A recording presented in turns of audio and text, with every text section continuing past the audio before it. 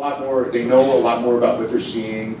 I think that there's this emphasis on going further and further and further, and it is a more dangerous profession. And there's just a line, there's a line there. And I think like with some of the older wrestlers who know the future, because they're at the future, and they know that they're hurting now, and they didn't do nearly as much as some of these guys that are doing now. I think there's that feeling of, do less, save your body, and that's correct. They really should, but the fans demand it. So you kind of gotta work a line of, you don't want the fans to think that you're a boring wrestler, but at the same time, you keep doing a million things. Number one, they don't all register. I mean, we've all seen matches that have, and we see them all the time now, that have just an incredible amount of action and cool moves and things like that. And when it's over, I'm thinking like, oh man, that was kind of a fun ride, but I don't remember much about it. And I always think that when I'm writing about a match, if I don't remember the key stuff in the match, then the match to me wasn't really all that effective. If you do a few things and they have great impact, I think it's far superior. But it's the changing of the thing, and it's also people trying to stand out when, like you said, there's so much product out there, and to stand out, you have to do such incredible things because the normal stuff is just so wild now. So it's all of these things have kind of blended together to move it to where it is. So I don't even really know if that's a good answer, but it is a changing business, and with so much stuff, you've got to, there's like a fine line you got to work, and it's pretty difficult, I think. Yeah, I guess just to the specific question, it sounds kind of cute, the fans' remarks, but the business. I don't know. I don't think that people in the business. My experience is that they think it's any more real than they did previously. I think the most successful people in pro wrestling are ones who take their job seriously, and they want to serve the fans, and they want to create a narrative structure that gives fans something to believe in, and a consistency to the structure. That I think about reality television today. I mean, that's the new pro wrestling. That's the work. It's worked. People watch it kind of knowing it's a work, but they don't want to know how much it is.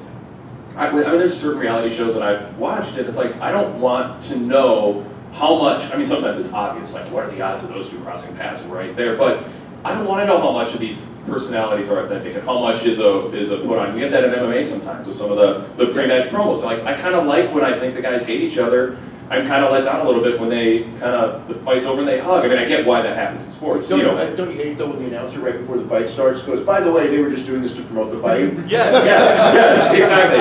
Crazy. But you should see how much the guys fighting next month hate each other. Let's go that promo. So I think that pro wrestling would, the people in pro wrestling would learn from reality TV right now, in that just because people know from all the books that I've written and all the podcasts, newsletters, it's all baseball, that how much they know doesn't mean you shouldn't still present it on television from the opening to the closing credits at the very least. And ideally, if you're in character on Twitter, stay on character on Twitter.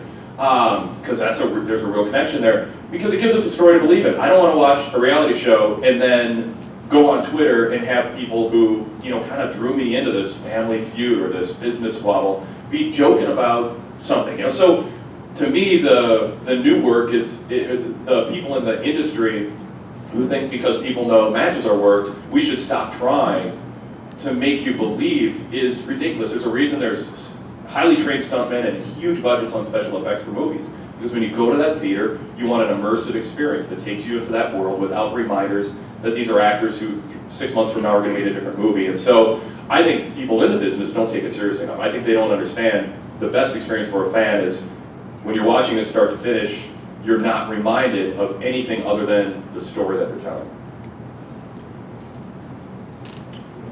I have a question real quick, actually.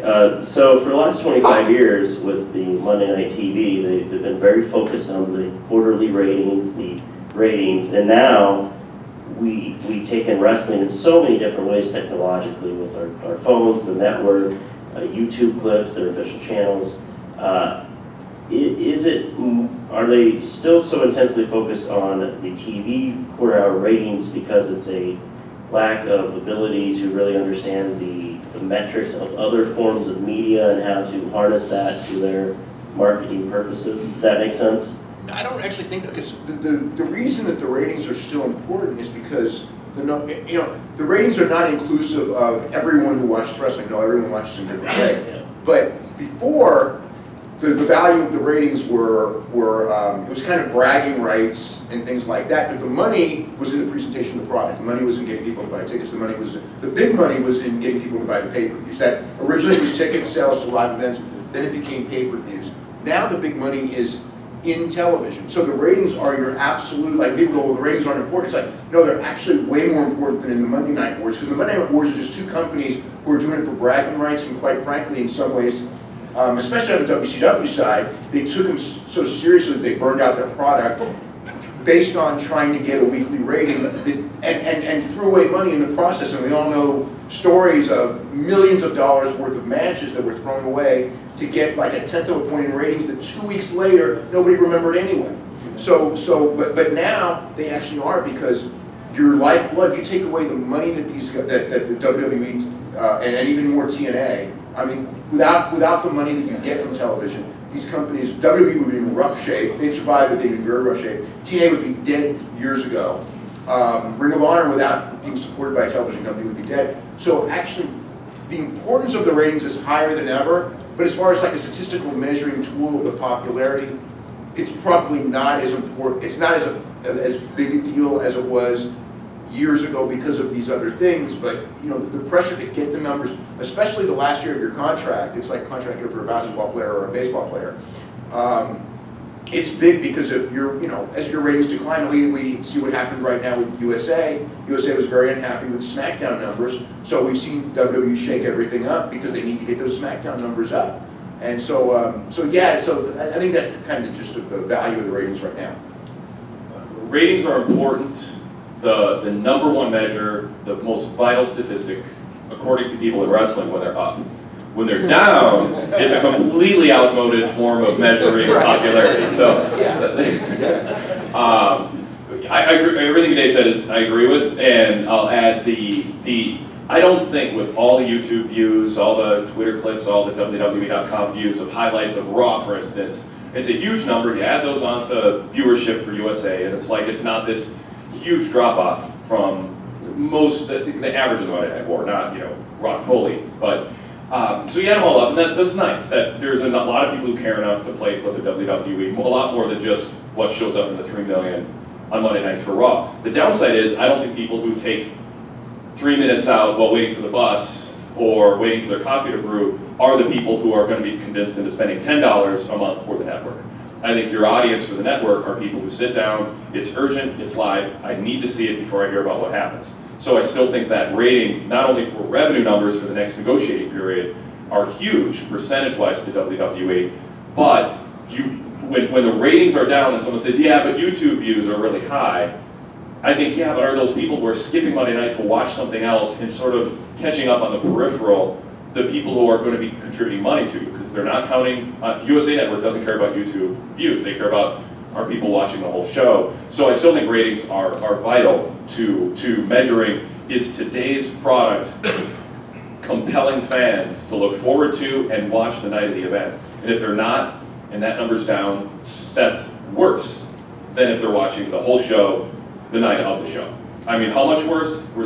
It's nice that people watch on YouTube, but it's still a bad thing when the main number is down. Well, I mean, the one thing I think that, and this is actually the key to me in judging on this whenever we have the debate about the ratings and how popular things are, it's like now I actually go back to the house show attendance. Because if all of this ancillary stuff, Twitter followers, social media, and everything like that, even if, let's say, ratings are down, but there's all of this stuff, if the house shows are full, then that's right. Guess what? All of these ancillary things mean something. House shows are down since the added, when WWE had 0 Twitter followers and 0 Facebook followers, they had more people going to the matches and they had more people watching on television. You can say whatever you want, but I think that's a really important thing to say right now, because it tells you something about what is the actual value of these numbers that they report. Because if it was so valuable, these arenas would be full like they were, 15 years ago. When those arenas are full like they were, and then people go, oh, well, there's so many other things to do going on that, you're not going to go to the arenas. It's like, I go to hockey games, the ticket prices are 10 times what they used to be, and they're full every time. So don't tell me, or I go to movies, and if it's a hot... Sure. Okay. Okay. But I mean, I go to movies, and if it's a hot movie, it's like, oh, well, you know, kids have the internet, they don't go to movies anymore. It's like, yeah, but they do every week. So it's like, if you have a product that's hot, people are gonna go, and I think that all those stats at the end, to me, it's funny, because up until, I would say probably maybe a year or two ago, Vince would always go with the house show numbers, because that's what he grew up with. You know, it's like, and when they're down, Vince would say, like, you know, I don't want to hear any excuses. I don't want to hear about the fairs in town, or there's NASCAR coming in a week. I don't want to hear that because we have a product, people are going to go. Well, now, and I guess it's probably because the numbers are down, you know, all of a sudden, well, house shows aren't really a good measuring tool, and TV ratings are antiquated, and look at our Facebook followers. And it's like, okay, but exactly how much revenue do they derive for you, and are they, you know, again, are those people buying pay-per-views? Well, you're out of the pay-per-view business now. If they were doing pay-per-view numbers like UFC was doing, they didn't ever put the pay-per-views on the network to begin with.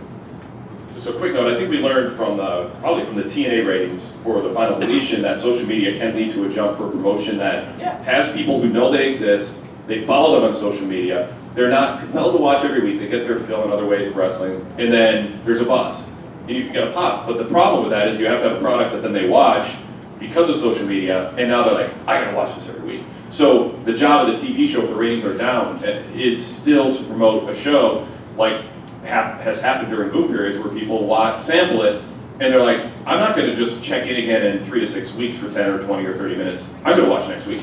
And so social media, I think, is good for letting people know, hey, we've got something going on, you see us on your phone or your watch now, but if the product's not good, they're still not gonna watch. So I think having a lot of social media followers is good. No, good, it's good. It's good, but it's not nearly as good as a high TV rating and a loyal audience every week and people paying for house show tickets. So bragging about it's fine as long as it's not a substitute for what's vastly more important statistically. Yeah. I was just, you just turn it on.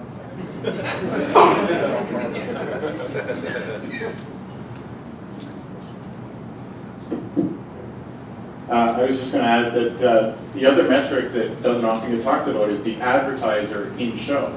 You know, we all remember watching wrestling and how bad some of those, you know, commercials were. That, you know, they'd be cheesy and this and that, like, but then all of a sudden WWE now has, like, you know, Starburst sponsoring their show or whatever. To me, that's a metric that doesn't get talked about, but is really important. Like, these are mainstream companies spending big bucks to be associated with this. And so to me, that shows a health of a product that maybe your declining ratings don't show, simply because the television market's expanded so much. And that's another thing. We talked about how TV has changed everything through the years of wrestling. Well, now we all have 1,000 channels, let alone 1,000 other things to do on our phones or whatever. So it's just a different world. And those metric numbers are always going to be less and less and less as we're going forward.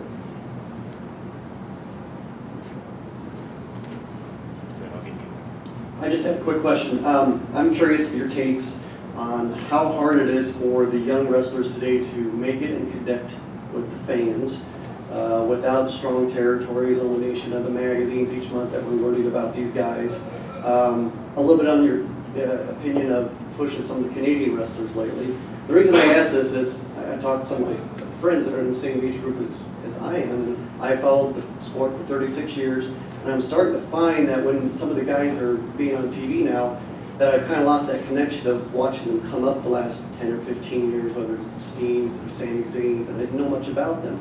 So is that a hindrance for some of these guys that they're not getting the exposure that maybe some of the guys did back in the 70s before they made it on TV, that we kind of knew who they were? I actually think it's I think it's actually easier because of the internet to a degree. I think that if you're really talented, you can kind of get a buzz to an extent before television. You cannot be a national star off of that. I mean, when I'm thinking about someone like, let's say, Lex Luger was down in Florida, and the day he shows up on, you know, he's all over the magazines. The day he shows up on TBS, you know, on national television, he was pretty much a star, you know, and of course he looked the way he looked. And yeah, that's not going to happen now because of the way, you know, you don't have the people on the cover of the magazines and things like that people see. But in other ways, you know, you've got these smaller companies and there's a buzz and everything like that, and there's this, it's a lower percentage of the fans, but they're more, they're also more vocal in the sense of, like a Sami Zayn, when he first shows up on WWE TV. And of course, they have NXT as almost a transition, where a lot of the fans will watch on NXT, and that's kind of their feeder. And TNA, if you know a guy comes from TNA and goes to WWE television, people do know who they are. So it's different, but I don't know that it's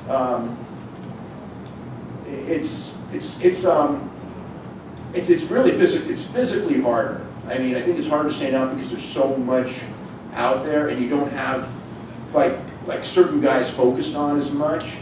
But if you're really good, the word gets out that you're really good pretty quick, and opportunities open up, and guys, you know, like there's places they can go and be seen, and also because WWE is taking so much of the talent, that leaves the PWGs and the New Japan Pro Wrestlings and the Evolves and everything like that. These guys really scout. So if you're like really, really good, you will be discovered at some level. Whereas before, I think that there were guys that were really, really good that, because of their size or whatever, never really had those opportunities in the past.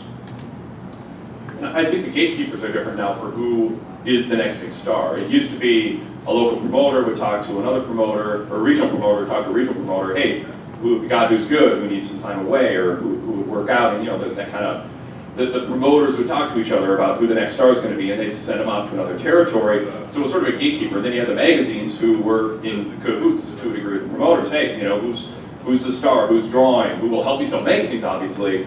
But the magazines wanted to keep good relations for photo privileges with the companies, so there's kind of a little bit of back and forth in that way. Now I think it's more crowdsourcing. It's more organic. You've got YouTube views, you have Reddit, you have social media buzz that on a more grassroots level is more relevant than it is to WWE. I think if you reverse the media and you took away YouTube and Reddit and Twitter, and suddenly all you had were magazines and territories, people we'd be sitting here getting questions about how can a guy get discovered now when there's not 14-year-olds flipping through YouTube videos finding out who they like.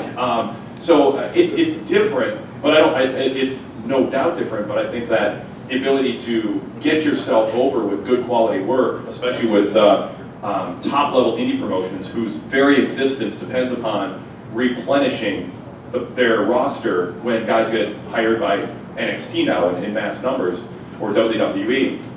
I think the system's different, but I think getting discovered is, I wouldn't say all that much harder, it's just different. It's just a different way to get discovered. I think if you're really, really good, it's actually easier. I think that if you have a really, really good look, it's probably harder. That's a good change. You know what I mean? Yeah, I mean, I consider it a change. And I'd say too that a new star, let's just say pre-internet to simplify it. In pre-internet, a new star had to be endorsed by somebody to somebody else, usually to get discovered. And I think now WWE, and they're getting over it, I think, which is good. But if somebody's over in front of 200 people and has a YouTube following, I think that there was a stigma in WWE, especially to that. Oh, well, he's an indie darling. Years ago. Yeah, it's changing now. Yeah, Punk and Daniel Bryan really changed it. Yeah. They forced the change, and believe me, they struggled with that change. Yes. For several years. But those guys really did, because before, you know, I mean, when Punk was brought up, my feeling is that it was almost like he's got a buzz, and look at what he looks like, and you know, we're going to show that this doesn't work. And we'll let Heyman have him over on ECW on Tuesdays because you know what's at risk. Right, exactly. And I think that Punk getting over kind of forced their hand in Daniel Bryan. You know, they fought Daniel Bryan every step of the way. And when that worked, now all of a sudden, you know, like the Kevin Steens and the Genericos and people like that are coming up, they don't fight them because they kind of realize that, hey, we can make money with them. And also our other system of getting these, you know, modern day Lex Luger kind of guys that we have down there, it's like we have our lab in Florida, and they don't really connect. Nevertheless, they're still going to get more chances than a normal guy, and they're still going to be thinking, well, he can main event WrestleMania, and he can be a really good hand that we can use on the card, and we can beat half the time and play 50-50 with, and it doesn't matter either way, but they're going to give us, you know, the fans will like them and everything. But but it's changed. But I think like if you're really, really good just because of the, number one, people will find out quicker, the word will spread quicker, and you've got these Evolves and PWGs that are running around trying to bring in, like, I go to PWG and there'll be a guy like Mike Bailey, just an example, from Mechanic Speedball. Okay, and you look at him, the first time I saw him was his first PWG, and I looked at him and it's like, oh, okay, he's short, and blah, blah, blah, and all the thing. And then he went out there and in 15 minutes when it was over, it's like, oh, not a question in my mind, this guy's great. And he got a buzz right away off of that. And he can go to Germany. I mean, he can't go to the United States because of visa issues, but it's a different issue. He can go to Japan. And I mean, it's immediate. It didn't take like 3 years. It took like, going to one show. Now, did he get into WWE right away from it? No, but there are guys who will and will have those opportunities. And also because of that, again, the ability to go to Japan and Germany and places like that, you can make a living. You're not getting rich, but you can make a living while you're on your way up. So I think actually this system is a little healthier. I mean, there's good things about the other one as far as the ability to work 5 nights a week and weekly in the same towns, forcing you to vary up your game and things like that. That's something that they cannot duplicate now. And so there's that, and that aspect of being able to work as a wrestler is not as good as before, but the ability to get discovered, I think is easier now. And embracing Gabe Sapolsky now is an example of changing. They're bringing in someone who has scouted and developed some of the talent that has come up through the new system of finding stars. And embracing him instead of shunning him is symbolic of, I think, a change in WWE structure. Yeah. All right, let's go back here. Great Demolisher. I live in Kentucky, which is heavily regulated. I live right across the river from Indiana, which has no regulations. And I'm just curious what your take is on wrestling being regulated. Should it be regulated? Should it not? And do you think there's specific things that they should regulate? That's a good question. It's a similar issue with Illinois and Missouri as well. So. I was just going to say, it was a really big deal in Ontario when they deregulated, and it was Lufisto, Cheetah Bandit to be able to fight men, and it broke down the barriers. It's totally changed the system in Ontario, and anybody can run, anybody can be a wrestler, and I think it's weakened things, and I think that's part of what you were talking about earlier, Chris. It sort of waters down the product. There's so many wrestlers now. How does somebody stand out? And I think that's what the regulation probably did more than anything. It created a bigger step to being a wrestler, and I sort of miss that. Maybe that $75 license that they demanded for the year was a bit of a money grab, but it did make you, have to go buy proper boots to be a pro wrestler. Those kind of things are gone in some places. Yeah, I agree. Barbers are licensed, cosmetologists are licensed, boxers are licensed. There can be certain minimum licensing requirements, and they don't have to be burdensome by any means. But I think just if we look at wrestling as a profession, and I certainly regard it as a profession, then there should be some kind of certain minimum standards that are set in terms of health, fitness, other requirements. It's a really interesting question, but Here.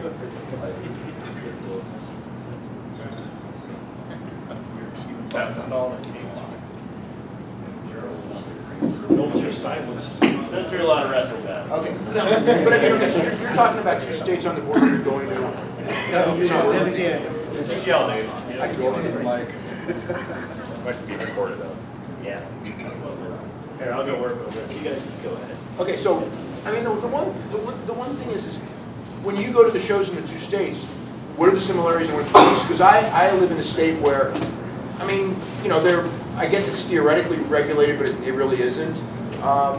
So I don't really. It's hard for me to answer that unless I see like the 2 products side by side. Yeah, it's easier to run shows, but I don't know. I mean, as far as what should be regulated, the one thing that I think should be regulated and probably will never be is the false advertising, because I have a moral issue with the false advertising just coming from the past. But now, from a fan standpoint, if I bring that up, people go, oh, what does it matter? You know, it's wrestling. It's all fake anyway. So, you know, and it's like that's the thing where I think by being non-regulated, you can kind of just false advertise to your heart's content, and there's really no repercussions. The one thing that I thought was when I go back in the past is if you had like a main event, you advertised a main event, and you didn't deliver that main event, I mean, a fan could go in there in California, and this goes way, way back, and you can get your ticket refunded. Well, because of that, boy, we didn't see very many main events change, and when they did, it was like, you know, it was an injury and a legitimate reason, it's one thing, but even then the promoter still had to make the announcement at the beginning of the show. You know, it wasn't like, you know, you could just spring it on them and false advertise, and I think that, but there were a lot of commissions that looked the other way for that as well, and that even changed by the 70s, when almost every state was regulated. But aside from that, I mean, yes, there have been instances where guys have had major health issues, whether it was taking a terrible bump or a heart issue in the middle of a match, where having a doctor there may have saved their life in some cases, or did save their life in some cases. So there is that argument there, and then like with a small promotion with so few people, you know, and you don't have a doctor there and everything like that, there is that risk. So that's a balance thing that you also have to think about is, you know, there probably should be a doctor at least, or some sort of a provision. I don't know that you need an ambulance on site, but I think that you need a situation where there's an ambulance on call close enough if you're doing this, because it is a dangerous business. I mean, sometimes when people go, oh, because it's fake, it's nobody gets hurt, it's not dangerous. It's actually probably more dangerous now because of the high risk moves than it's ever been. Yeah, I mean, I guess there's let's see. That's the magic. Hello, testing. All right. You guys just go ahead. Okay.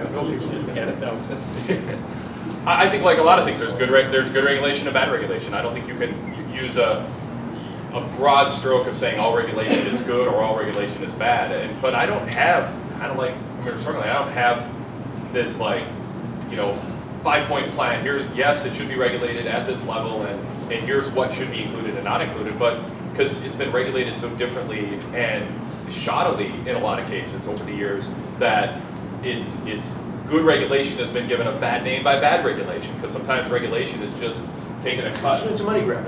It's a money grab, yeah. So it's a tough question to answer. There's the ideal situation if everybody has their intent and heart in the right place to kind of keep promoters in check on false advertising, on at least having somebody there to help if there is an injury because it's high risk.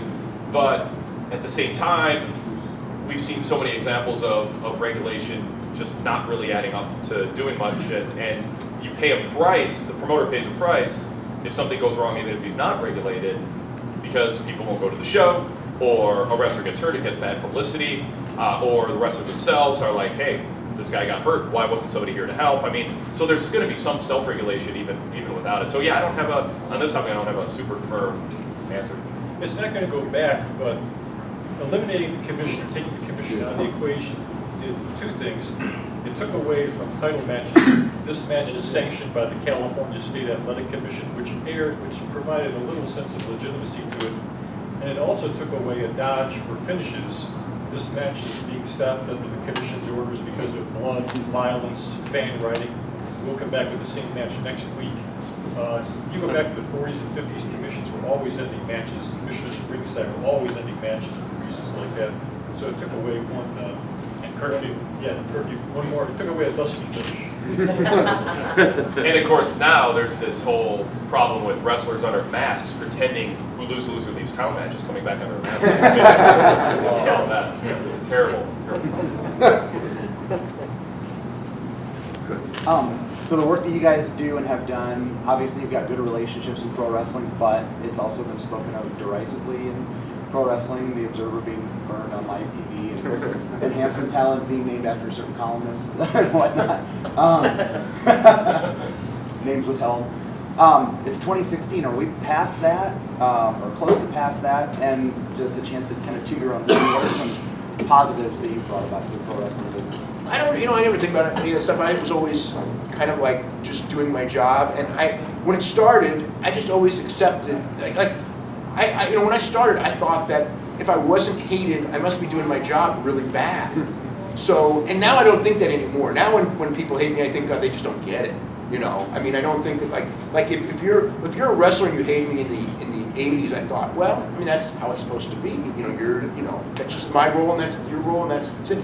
Now, if like you're a wrestler who hates me, I think like, God, you don't get it, do you? You know, it's like you're being brainwashed by someone because you really don't get what it is, and you know, and what it is. But yeah, as far as like, I'm sure it's beneficial and in a pretty major way in the long run. I think that in some form, I believe that wrestlers are healthier because of it, because, you know, Wade and I and others really pushed hard as far as like, you know, the health issues and the drug testing and things like that. I mean, like, and it was a, you know, I look at it like, I guess with hindsight, it was a fight that took 15 years longer than it should have. And you look like, we really aren't writing obituaries for 35-year-old guys every other week anymore. And we were. You know, and we weren't because the profession just looked the other way, and fans would do the thing of let them do what they want. We don't mess with our fun. And it's like, you know, there were people who died that had kids that grew up without fathers, and a lot of them because of that. So I mean, I look at that aspect for sure as a positive. I think that there's been kind of an appreciation, and maybe it would have happened anyway, of the fans to kind of look at wrestlers as a skill, wrestling as a skill, far more than before, whereas before it was sort of like just, if they're feeding me, this guy is really good, he must be good. And now it's kind of like, there's more to it than just some guy who gets a bunch of wins on television. It's like, hey, maybe the guy who's losing is actually the better guy. And we start liking the guy who's losing because we kind of understand what we're looking for a little more. So I think in that sense, it's and also the size stigma and things like that. I think that in our own way, I think that that has changed the business, and I think for the better. And I think too, one of the changes, and you hit on some of the like important topics, less important thing that what we do now is serving is just people who want to talk about wrestling and understand why, you know, you talk about a wrestler who's losing but he's better, just providing an outlet and a source to understand why, not just what's happening, but why it's happening. Yeah, and people understand the politics behind the business Yeah. and everything like that. And as far as the decision making, unfortunately, that's made the decision makers into television characters. So that's a negative Yeah. of it because people kind of know, oh, hey, they're actually the decision makers. The powers that be. Yeah. So that. But go ahead. Yeah, so I think just providing an outlet for people who go, why did that happen? I want to know. Well, if that happened in politics, you know, you could turn to Newsweek or whatever, the old Politico. Or one of the cable channels. If you wanted to know why somebody was fired in baseball, we turn on sports radio or read the sports section. Pro wrestling just didn't fit that. It always fell in that void between variety and sports sections and newspapers, which are things that used to be printed out on paper that people read that was delivered to their doorstep. Can I just add that, like how I had to drag them kicking and screaming, and I'm not taking all the credit in the world, but WWE, so WrestleMania 2001 at the Astrodome, there's 2000 in Anaheim. They had a media room, fine, you're up there in the press box, but they didn't bother turning on the phones. So I had no way to file to a national chain of newspapers. I had to put it on a diskette and go find somebody's office at the pond to put it in and email it in to work. And this is 2000. And now they have an international media day. They let the guys come in and do interviews. Now it's somewhat stupid, like media day at the Super Bowl, because like the guys come from Paraguay, all they want is the people to mention their station. But that's a great how things have changed, and it had to happen because we spoke up, because we were legitimate at doing what we do, and we're not hiding behind our mask names. There's no more Jeff Singer writing some funny stuff just without his name on it or something, right? So, well, and I'll say too, the pro wrestling created a little bit of a monster in the sense that by not cooperating with the wrestling media, and they had their reasons, and there was an inertia and a tradition and a resistance and a paranoia, and in some cases just a well-founded paranoia. They had been getting away with stuff that they didn't want anybody talking about, but by not accommodating the new media, it made Dave and me especially unreliant on any cooperation from them. I think that was beneficial in a big way for us. Yes. Because I look at like when especially doing MMA, I mean it's so much easier because you don't have that resistance but at the same time, it's like, I don't think that, and this is gonna sound really bad saying, coming from my standpoint, but it's like there's certain things that we were forced to develop, and it's almost like not getting, like if UFC tomorrow, and you said like, Dave, you know, we don't like your article, you're banned, I mean, like, I would go, okay, fine, I mean, it can happen, and I really wouldn't care. The next day, I wouldn't cry, I wouldn't be calling people on the phone. I mean, there are people who would, and I would just go, whatever, it's not gonna affect me, it's really not gonna affect me. And if WWE, we had our ups and downs over the years, when it's the ups, that's cool, that's nice, and when it's the downs, it's like, it really never made a difference. But I think that, so I almost look at that aspect of the original non-cooperation as something that was a benefit to me personally, and because it forced, and Wade had the same thing. It forced us to develop sources, and also it forced us to really look a lot deeper, because a lot of times you just kind of take when I see a story. Okay, and just an example was the Lesnar story the other day when Lesnar popped. Everybody's out there waiting for WWE to give that one quote which said nothing, and they're waiting for Brock to give that one quote that said nothing. And it's like, oh man, he got the quote, let's write this story. And it's like, he said nothing, I could care less. Well, he will be back on August 21st for SummerSlam. What does that say? He has not wrestled for us since X.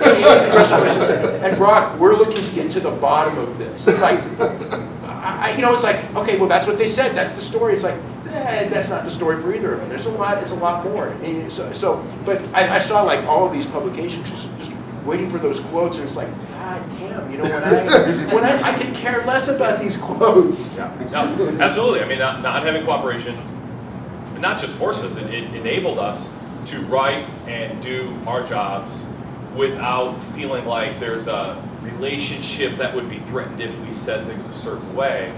And so, yeah, I think in a way it created a stronger approach to journalism than I think you find in a lot of sports or politics, where sometimes you're watching CNN and you're like, this person a year ago was working for a campaign, now they're giving me objective analysis supposedly, and I don't know, it's just like, you don't get that, there's a real divide, and I think that it's a healthy divide. And I mean, just from a technology standpoint, pro wrestling, because we're not big media, at least what Dave and I do, it's allowed us, or it's forced us to innovate to stay alive, and now we kind of were forced to do what the newspapers are now being forced to do, or radio stations are now being forced to do. You listen to radio stations now, they're like, download our app and listen to us on demand.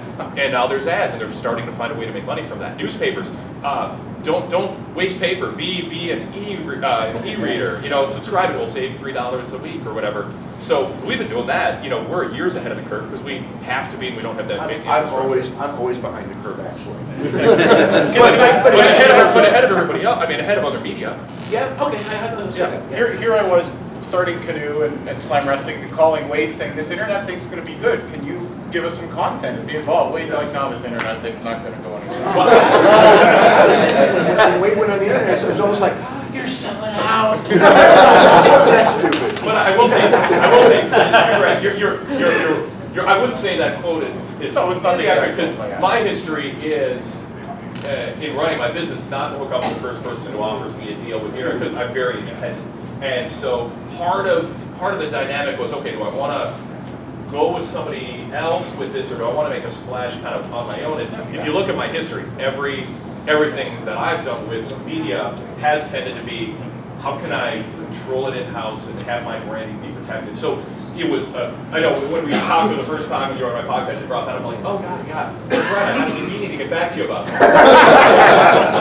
that. Before we go any further, I want to point out, like, as Dave and I and Steve were walking over this, Steve is so great at finding old people.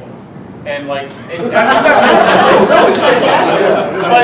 myself. There you go. But I mean, being able to tell the story. Yeah, Mick Karch is back there.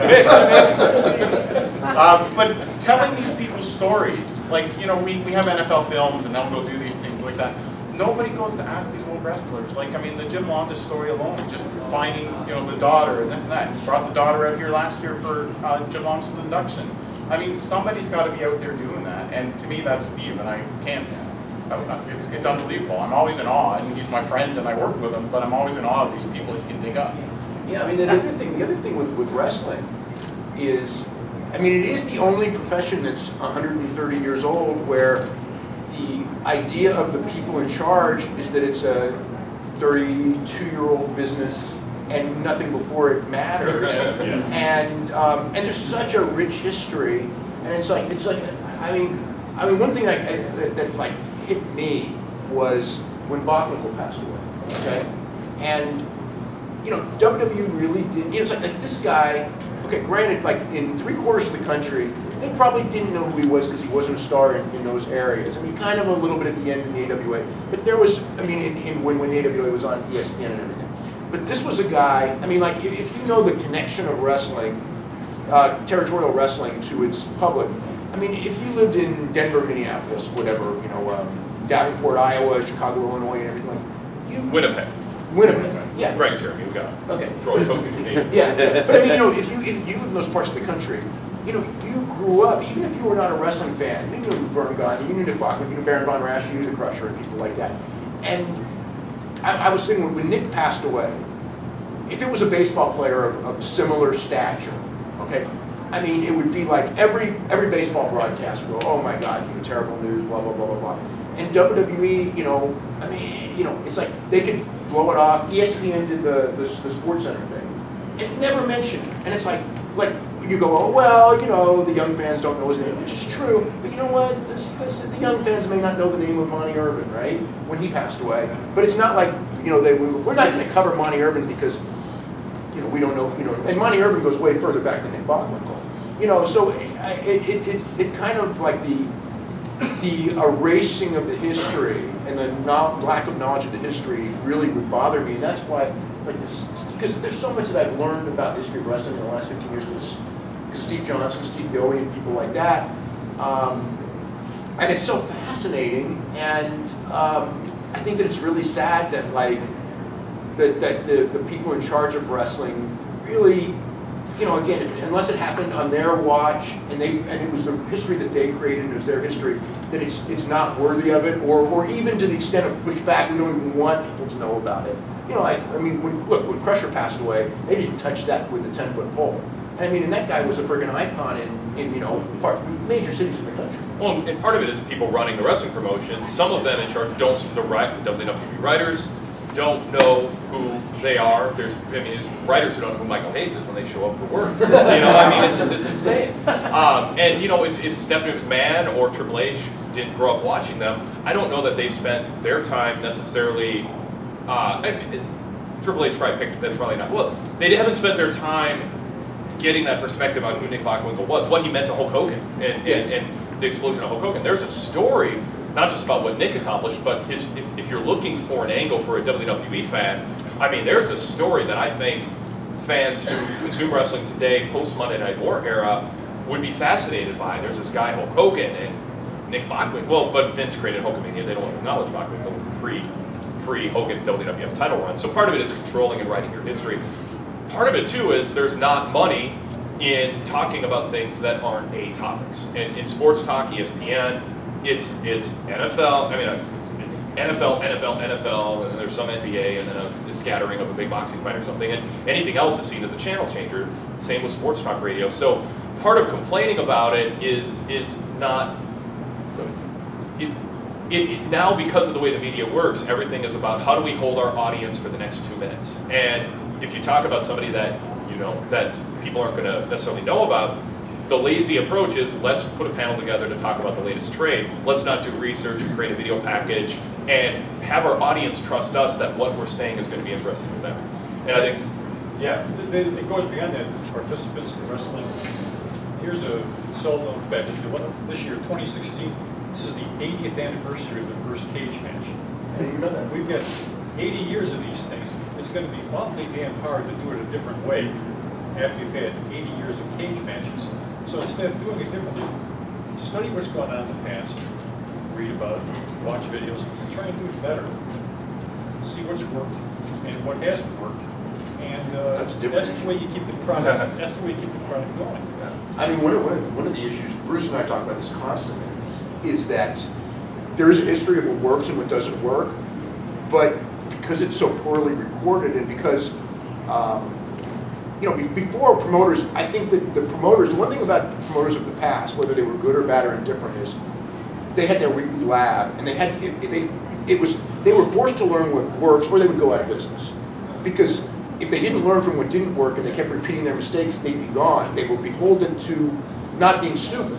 Whereas now, there's 3-year TV contracts and $10 a month recording. Yeah. So now there's like it's like if you do something really, really stupid, even if it turns some of the audience off, you really don't feel the repercussions. And the other thing too is that there's not really that learning thing. Because sometimes like we'll watch something on television, we'll go, we saw this before, and my God, it didn't work. And no one even realized it didn't work because it's a different generation. It's like, that concept, it doesn't work in pro wrestling. I mean, it sounds good on paper, I suppose. And then in other cases, there's things that work tremendously, and we see them getting like over to here, like halfway there, and then they just completely, they do something like that would, and it doesn't work the way it should because they don't know how to progress it to make it work to its optimum thing because again, they didn't really understand it week by week because nobody's really taught them it. And I think too, the WWE's responding in how they cover history to the societal changes. I don't think society today, outside of pro wrestling, maybe I'm generalizing and I'm wrong, I'm open to that argument, but they may not care about anything pre a certain date. I sense from older people that there was more attention to semi-recent history than there is now because there's just so much coming at you. And I don't think that there's a value and a reverence placed on history with the audience that WWE is appealing to today. There's not that sense of this is an institution, there's a history, and we want to tell you about it, and it's important. It's more, here's the next thing that's going to excite you for the next 10 minutes. Please watch us because we know that you have your phone in your hand. And you don't have to be reverential to history, just read it to see what worked in the past and what didn't, and maybe that can help save you something down the road. I want to ask you guys kind of a two-part question on this the same thing. Talk about the sports writers that you grew up reading that influenced you and helped in your approach, and then also just talk about the wrestling writers and how wrestling media has changed and who helped you in moving into business and on to that. I mean, I was like, when I was a kid, I was a fan of Scott Ostler because he was really funny.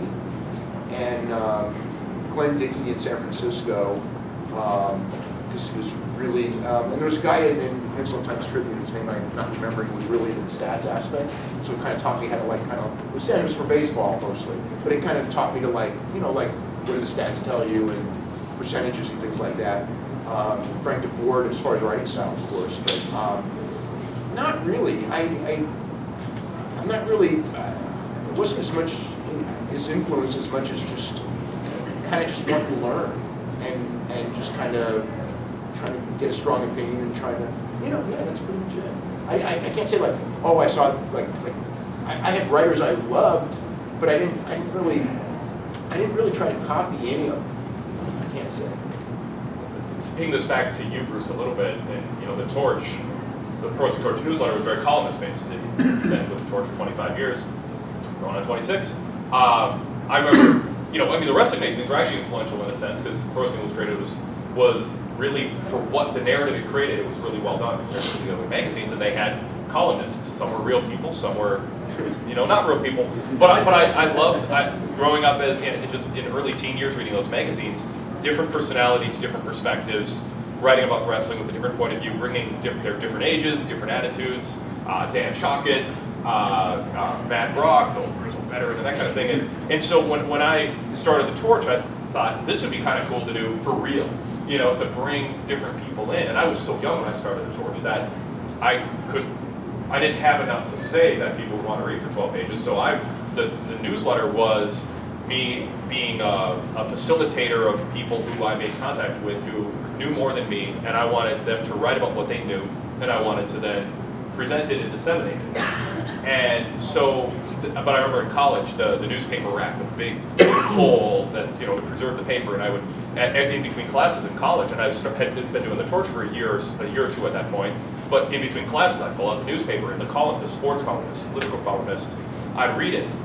And I would think, what purpose do they serve within the sports section compared to others? Dan Guerrero versus Patrick Royce versus Sid Hartman. Why did these experienced newspaper sports editors make the decision to promote them? The St. Paul Pioneer Press, the competing paper, had it was a smaller paper and it had some younger writers, and there was a little bit more of a rotation. And so Tom Powers and Bob Sansevier were just coming up, and I would read them and compare them to Patrick Royce, who's just a phenomenal sports writer and unapologetic, doesn't mince his words, isn't worried about being pals with the GM who he's writing about. And then you flip the page and there's Sid Hartman, who everybody is his close personal friend, and it's all about access. It's all about Bobby Knight's a good guy, don't believe what you read. And so learning about how a sports section and two competing sports sections in a two newspaper town presented different perspectives to their readers, and analyzing those choices in college is what formed one of the early niches of the Torch newsletter, which is a mix of personalities presenting different perspectives on the hot topics of the day, or just teaching not just the readers, but me at the same time, things I did not know. So that's one slice of it. Can I follow up? No. Okay. No, everyone's asking my pleasure, Bruce. I don't know why you keep yourself. Go ahead. This is the Jim Melby Award, and last year when Wade was inducted, I mean, I really enjoyed talking to his daughter and getting Jim Melby. For me, was a name in a magazine that the approach of continuing the kayfabe and kind of helping along with the promotion, but and understanding what kind of person he was, I really enjoyed that. I thought I liked him, and so the underground wrestling journalists or wrestling writers at the time, the newsletters, the bulletins that came before the club. You had your club. I mean, you had your early versions as a young teenager, as even as younger than that, I believe. So, talk about those people. Talk about Jim Melby and kind of I actually want to save Jim Melby for later today. Oh, gotcha. My first newsletter was 1971. Is that you? 1971 would be awesome. Okay, 1971. Okay, let's get the month. Mine was pretty early. I was born in 1971. I was not doing a newsletter. The newsletters, I mean, ours was called Rematch, okay? And we typed it on a typewriter. Remember a typewriter? And we get about 10 or 12 sheets of carbon paper. Yep. And pound this hell out of these with the results and the stories from Buffalo, Toronto, Cleveland, where I live, okay? And then we would take it apart and staple it, and the 12th copy would go to the person who had the worst handwriting, who would subscribe to it, figuring that the literacy level was probably That explains my newsletter. But it exposed me to a world. Copying styles. Musa Hattie. Anybody remember? I know the name. Okay. When I was 12 years old, I sat down and read every word he'd ever written and copied it as much as I could. Later on, I changed it a little bit, but that was a huge influence. Anyway, sending out the newsletters exposed me to guys who were doing the same thing. They would send in 25 cents for a 6-month subscription. Mike Mooneyham, I still have this correspondence from 1971. Steve Boyerman worked with Mike today? Yeah. Mike in Seaport here. Hal Habib, all these guys ended up going into journalism. And I've always thought it was because they were fundamentally storytellers. And what attracted to them was the Musa Hattie way of telling stories and just drawing you in. Even though the whole thing was word to kayfabe, the story was just told in such lurid, fascinating tones that I got to do this. All right, take a couple more questions before we wrap up. I saw this hand right here first. Going back to what you said earlier about the stars being like Hulk Hogan being the face of the WWE, and how that's essentially kind of a bygone era where now the company is the focal point rather than one specific superstar. Do you think that wrestlers going from one company to the other, and then the shift of the focus now going to that company, had anything to do with that? Like when Hogan jumped from the WWF to WCW, and then people went, now we gotta watch WCW. Do you think that the WWE essentially built their brand up so that that could never be a possibility again? I mean, I think that's part of it, but at the same time, think that your goal still is to get the biggest stars possible, because, you know, and I think almost in a sense, another issue that's changed, and it actually started with Roddy Piper and a lot more with Dwayne Johnson, and it's happening now with John Cena, is it's not so much your competition going to another wrestling company, but your competition getting so big that you can't keep them around. And I think that so, but you know, I think that's led them to do like things like, well, we're going to have Stephanie McMahon be our top star, because she's not going to become an actress at this stage of the game, and she knows it. She's an owner, so it's going to be like that. But I think that, you know, no matter if Stephanie McMahon is your top star, I think, like I said, your ceiling isn't nearly as high as it could be if you created these larger-than-life stars. But I think some of it's a preservation tactic. Some of it probably is learning from the whole period with WCW, because I think there's some deep-rooted scars as far as Vince goes, because I think he thought he was king, and for a while there, it was a scary period. He almost lost. You know, and if the other guys were not stupid, he would have lost. and if he wasn't lucky, because I mean, to me, the two keys were the stupidity on the WCW side of just absolutely throwing away what was the golden opportunity, and they had everything going for him, and on the other end, lucking into Austin and Dwayne and Vince himself too, also connecting his characters all at the same time as WCW, and then WCW not being able to handle the pressure and completely self-destructing. But generally, the way things were going, if you looked at it objectively in late 1997, early 1998, and where it should go, Vince was going to be the one who was going to struggle and have to fight for his life. And those guys had so many advantages. They had more talent. They had the money behind them. They were owned by a TV company. They had everything going for them.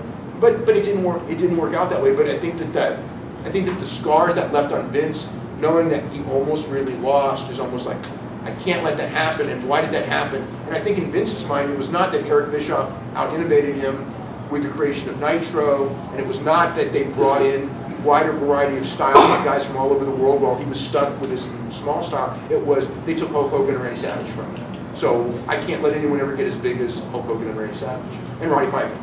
Isn't the other addition there was the guaranteed contracts changed everything too, though? And that was all. Well, but yeah, but Vince had to respond to that. Right. Yeah, so that was good for the guys. It's good for the guys, but it also changed who you're going to promote too, right? Because you're stuck with these guys. You've bought them for 2 years. You may as well get the most out of it. But the top guys were still like that anyway, even before. So. And when you say it was good for the guys, what was good for the guys? It was good for it temporarily, because now it's not good for the guys. That's exactly it. Because WCW might still be in business if there weren't guaranteed contracts. So it's good for the guys who cashed in.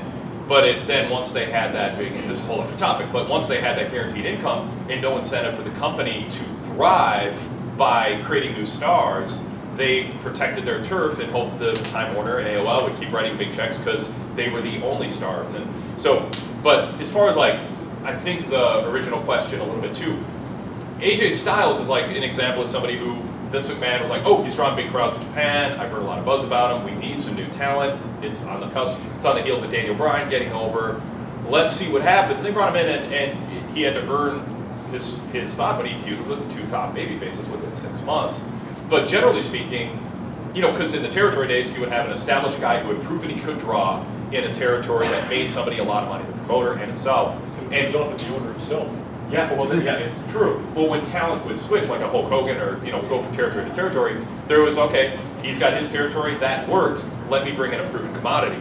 Kevin Owens isn't a proven commodity. Vince McMahon, the way that he looks at the business, when Kevin Owens is in front of 150 to 850 fans as the main range of crowd that he drew. So it's like, well, what is this guy for now? Well, if that's the only way that you can prove yourself given the landscape of wrestling, then it's up to Vince McMahon and his inner circle to change their attitude and go, okay, if the fans on this grassroots level are responding to this guy, and the promoters who need to draw money next month in order to stay in business are choosing to headline with this guy, we need to take a hard look at him, because maybe on a larger scale it'll work. It's the same way a news anchor at a small station in Iowa makes it eventually to New York, because they drew ratings and they got good response from the viewers. So just because a crowd is smaller than it used to be in the 70s, WWE needs to still look at whoever is getting over in the region, in the smaller indie groups, and give them a really hard look and not have a narrow set of rules about who's worth pushing. All right, let's take one last question. Let's go with this young man. How do you get the idea to write a newsletter?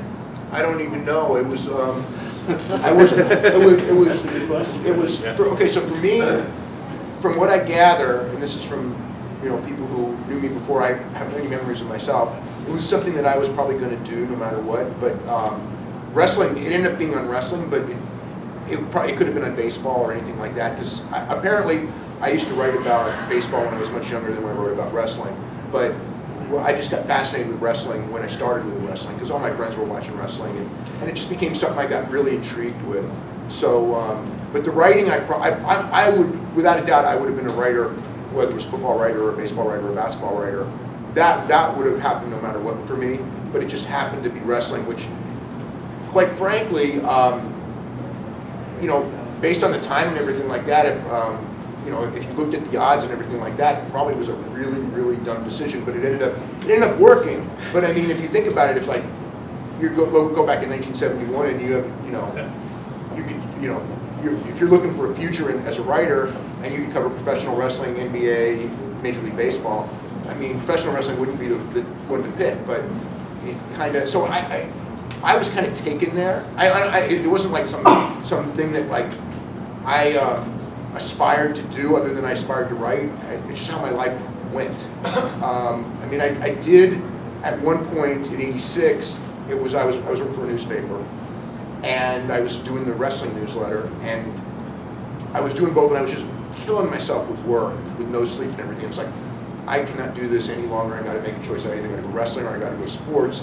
And at that time, the smart move would have been to go sports, but I went wrestling, and I don't even know why. It was just I mean, I had more notoriety from wrestling than I had from just being a local sports writer. So it was just, maybe it was just an ego thing, and I just said, well, I'm going to go with the wrestling. And it did take off, and it ended up, in hindsight, it ended up being the greatest thing that ever happened in my life. But You probably felt you could make a bigger difference. I could make a. Well, I don't even know. Well, let me clarify the question. When you started writing about wrestling, the way you were writing about wrestling, others weren't doing that. And in sports, you would have been another guy. That's and true. so when you say That's true. ego, it's not so much I want to be famous, but how can I serve an audience that's being underserved in this particular way? What you were doing was serving that, and that gives you a sense of purpose that being a sports writer did. To a degree, yeah. No, it's yes. I enjoyed covering football. And I loved doing high school football. I mean, there was a point in time, where I mean, when I was, I'd say about 18 years ago, where I was just like, I mean, I wish I could do high school football part. I just didn't have the time to do it. But it was like I was just this thing. I wish I could just go back and just cover high school football. It's so much fun. Yeah. I didn't dislike it. So yeah. I started doing a newsletter when I was 16 years old. How old are you? 11. Okay, so I mean, like when I was about 11, I started writing down a newsletter just for myself. Like I'd watch wrestling and I'd write down the results of every TV show that I watched. I would shift the tag team rankings depending on wins and losses on TV. I had my own rankings. I had my notebook. I started reading wrestling magazines that were on the newsstand, and I told the story last year. I would write the editors letters critiquing the job that they were doing in their magazines. And Mike Bellew of Wrestling Eye, who by the way set a lot of things in motion in a lot of ways in terms of a lot of people discovered wrestling newsletters through the Wrestling Eye magazine when he put the ads in the back of the short-lived magazine, and so I was writing letters, and Steven Cicciarelli from Wrestling. Cicciarelli.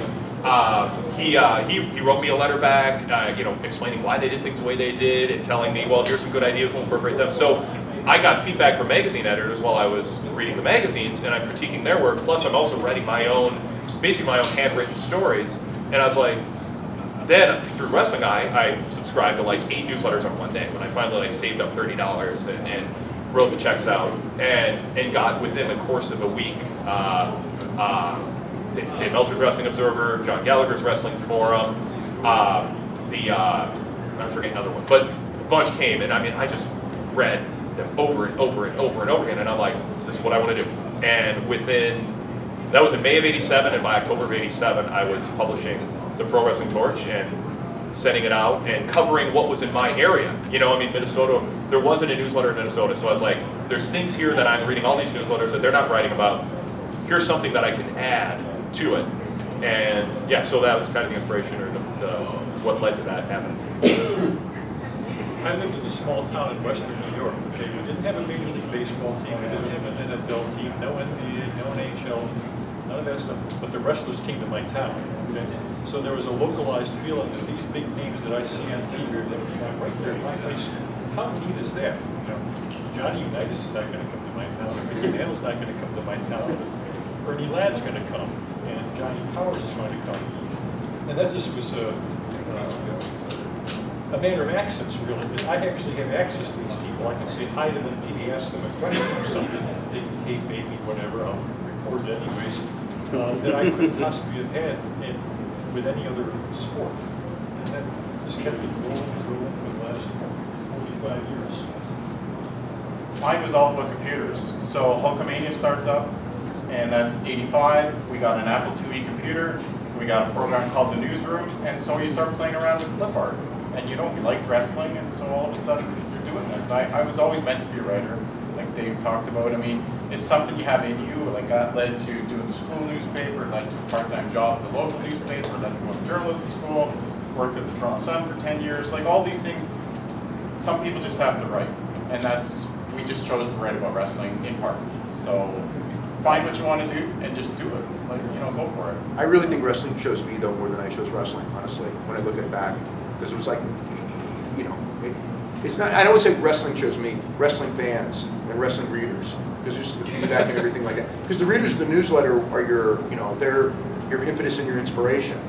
And I got a lot of inspiration from the readers. So, like again, when it came to that fork in the road in 1986 of which way I was going to go, it was,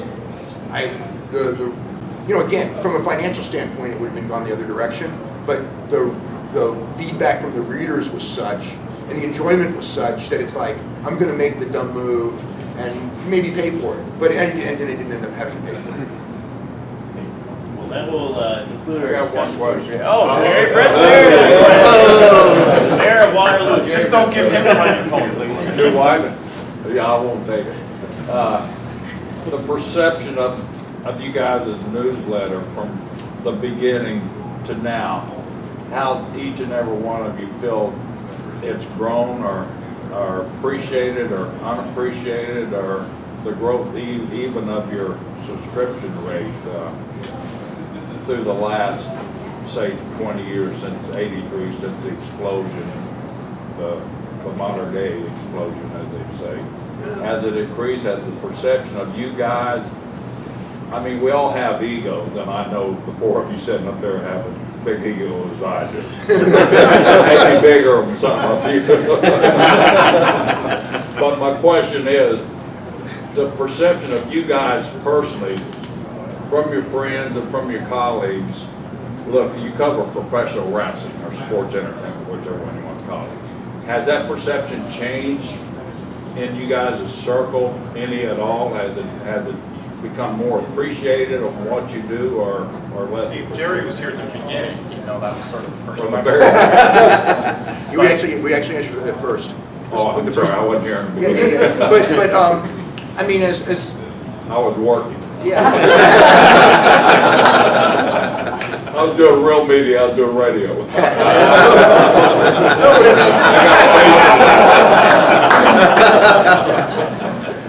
No, but I mean, And if none of you heard it, you can podcast it later, I'm sure. No, I mean, Tune in too. Go ahead. I'm sure it has in different ways, but I mean, it's as everything evolves. Because I mean, when I started in the '80s, I mean, I probably had a higher percentage of people in the business and active wrestlers who were subscribers. Now it's a lot more fans because, you know, back then the idea of like, you know, what the gross was in Lubbock, Texas. I mean, wrestlers kind of wanted to know and things like that, and also there was no internet, so there was no other form of information that was going around. Even though I know that, like, you know, a lot of them hated it, but they did like to read it at the same time. Whereas now it's, yeah, I think it's certainly more accepted in business in the sense that it's been around and it's not going away. Whereas before, I think that there's probably people who wanted to read it, but there was people who, God damn, I wish this thing never happened and get away, it's going to kill the business type of thing. And obviously it didn't kill the business. So. Well, that wasn't you guys as go. I mean, we all thought that in the beginning. What the hell are they going to write about it? We go away. Yeah. But it's, Pardon? when I started, I wouldn't admit it. I mean, if people looked at my name and saw something I wrote in terms of wrestling, that's fine, but I didn't advertise it. But now it's at the top of my Amazon profile and my LinkedIn profile because I'm proud to do it. One of the best compliments we ever got was when Bobby Heenan told us he kept a tag team book in the bathroom. So it's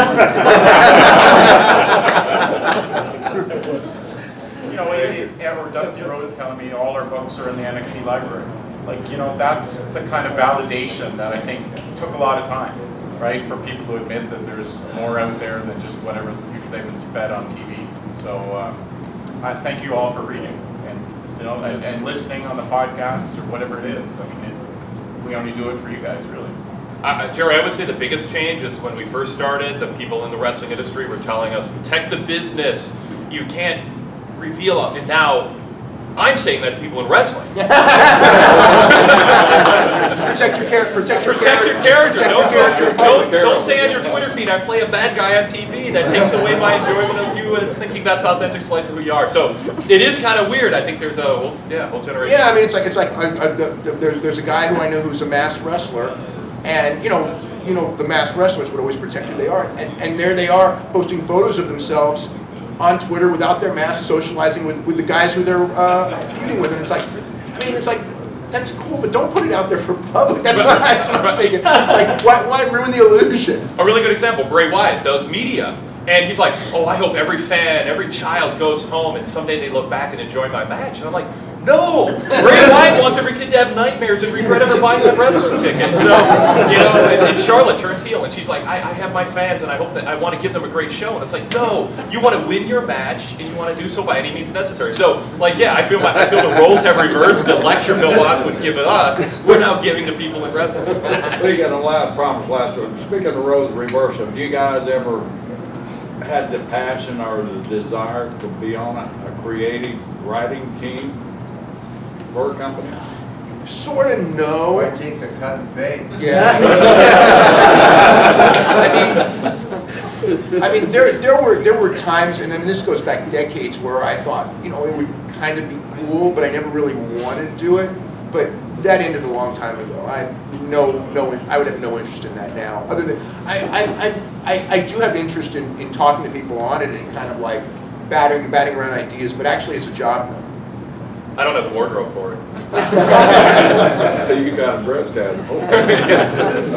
No, I haven't. I love what I do, and the idea of working for somebody else when what I was doing was working at something I enjoyed. And putting words into your mouth. Yeah. Well, I think I'm enough of an egotist to think I can give you better words than you can think of on your own. So I just rate the heel side. Yeah, no interest. I mean, I just enjoy the product. It's a lot more fun being on this side of it. Thank you. Yeah. Great. Well, wonderful discussion. Hey, let's